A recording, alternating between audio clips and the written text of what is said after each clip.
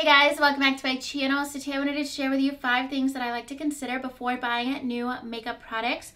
So a lot of times when new releases, I know right away that I'm going to be spending my money on it and I'm totally okay with it. It's something I'm super excited for. I don't even need to think about it, but sometimes there's really products that I'm debating, unsure of, and I don't know if I want to actually end up purchasing them. So there's a couple of things that I like to keep in mind when I'm in that situation of debating whether or not I want to buy something. So hopefully this can help you avoid makeup that you regret buying or makeup that's just sitting in your collection that you never end up using. So if you guys are interested in hearing about my 5 things to consider before buying new makeup, then just keep on watching.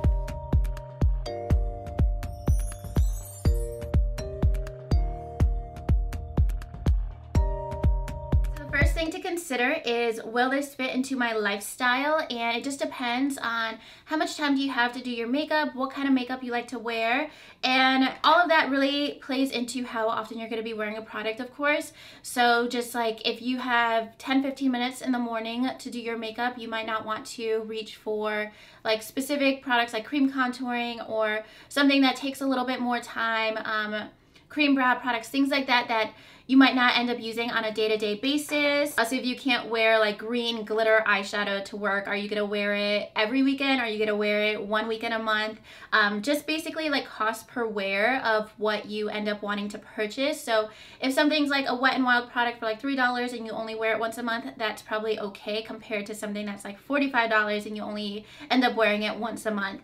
And then also, is this too far out of my comfort zone? So sticking with that like green eyeshadow or something that's like a metallic lip, maybe you want to step out of your comfort zone, but if it's like too far out of your comfort zone, it's probably not going to be something you end up wearing that often ever, or you just kind of get that out of your system for like a week and then you end up getting like over that product. But with that, you can also think about special occasions or events where you might not wear this product on a day-to-day basis, but you can really use it for those rare occasions in your life where you're gonna need a certain product. Say like you don't like full coverage foundations, but you're gonna be in 3 weddings in the next couple months and you want something that's really full coverage, really long wearing, that looks really good in pictures. You're gonna need that anyway, so you probably won't feel as bad about it if it's not something that's part of your daily routine. So that's just something to keep in mind. Is it gonna work for your lifestyle? It's gonna work for different occasions in your lifestyles, or just kind of like your personality doesn't make sense for you. The next thing to consider is, will this solve a problem or a gap in my routine?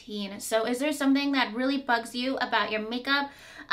For me, I have an example. Like, I have really bad dark circles. I have my whole life, and this Benefit color corrector has definitely like changed my makeup game for almost a year that I've been using it. So that's something that's definitely been such a great investment. It's not even that expensive, but has definitely changed how I do my makeup. I can wear less coverage concealers because I have that to layer it with, and that way I don't need as many full coverage products. So it's just thinking about whether or not the product can help make your daily routine a little bit easier.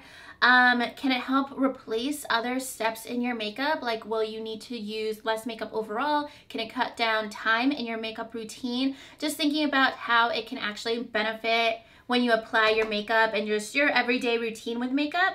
Or it can help like with the wear time, just different things to consider whether or not this can actually help with the application process and not just like the final result. So next, what I like to consider is, can I purchase this at any time? And specifically me, I'm really over like limited edition products or products that are only going to be around for like a month or two, like holiday products. I just know that I don't end up using those products in my collection, or just because I film a lot of videos, I don't like wearing them for tutorials and stuff like that. So that's like a personal thing. But for a lot of people, if you can't get this in 3 months, you might end up regretting it, especially if you're drawn to a certain element, whether it's like a collaboration with a movie or something like that. That might be something you want to consider when getting new products. I know a lot of people already think about this, but not only that, is just, are you going to get over the hype of this product once nobody else is using it? So I know personally, like limited edition products in my collection that I don't see or I'm not reminded of, like on Instagram or in YouTube videos or anything, they just kind of get lost in my collection. So will you still be excited about this in like 2 or 3 months? That's definitely something to keep in mind. And then if the product is not limited edition, can you save it for later, like after seeing a bunch of reviews, seeing swatches, maybe there's gonna be a sale like the VIB sale. I know that there's products that have come out like maybe 6 months ago that I've been holding off until the VIB sale, the Ulta sale, anything like that. Sometimes like Too Faced will do like a 30% off sale. So maybe it's not something you're dying to get right then and there, but you're still kind of curious about it. So it's definitely always a good thing to consider whether or not you can buy the product later for cheaper. Just like add it to your wish list.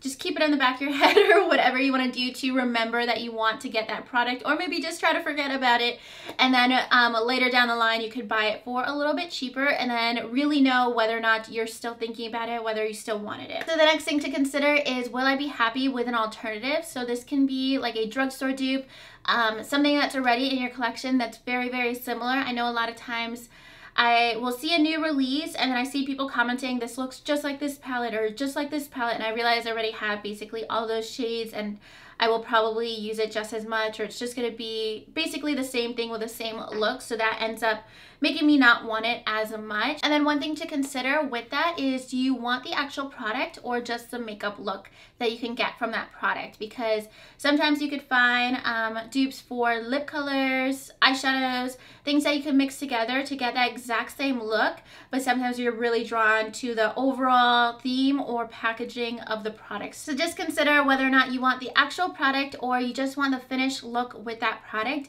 because if you just want that makeup look, you can probably sub it out with different products in your collection and see what other shades you have in your collection to maybe follow along with a tutorial, or maybe challenge yourself that way to try to follow along with a tutorial of like a certain palette and just pull out different shades from different palettes. And then if you can get basically the exact same look, then you might want to reconsider whether or not you actually want to buy that palette or whatever product that you were considering. And something to consider too is, will swatching the product in store or getting a sample of it, if it's like a foundation or a primer, will that satisfy your like curiosity about the certain product?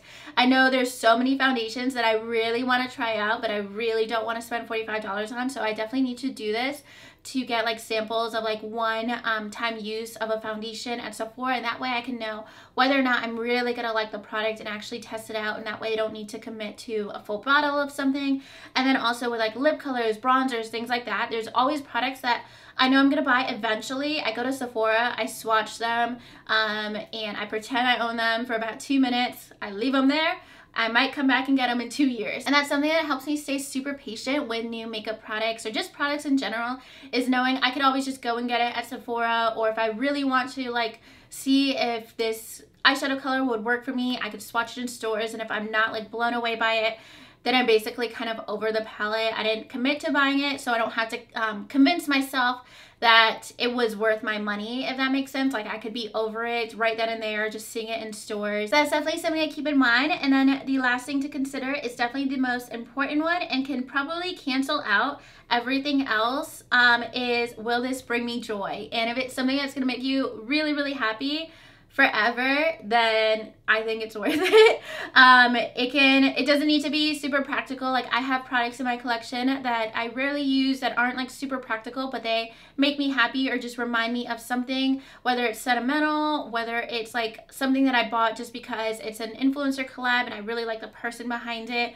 That's gonna bring me more joy than actually using it. Just having it in my collection can sometimes outweigh the practicality of owning the product. So that's something that makes me end up buying like a lot of the things, but that's definitely the most important thing. That way you don't like look at your makeup collection and you're just kind of like over it when you look at the products in your collection, because there's so many things I have in my collection that I bought a year ago, 2 years ago, 3 years ago. Like I always show you guys my Lorac palette that I'm still rocking after 3 years. That's so worn in. That's because I really love it. I love that contour kit. There's so many products in my collection that I've had forever, and they make me just as happy as I was the first day that I got them. It's just always really important for me to have products in my collection that I'm really happy that I spent my money on, that just bring me joy every time I use them. They don't stress me out trying to use the products up, because that way it just becomes like a chore out of something that's supposed to make you happy. So that is my number one thing that I like to consider. Will this bring me joy? I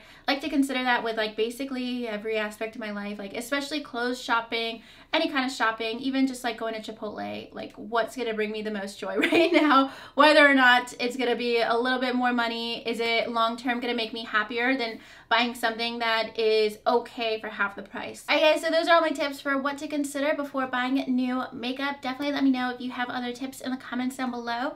And if you guys like this video, make sure you give it a thumbs up and subscribe to my channel if you haven't already. And I'll talk to you guys soon in my next video. Thank you so much for watching. Bye.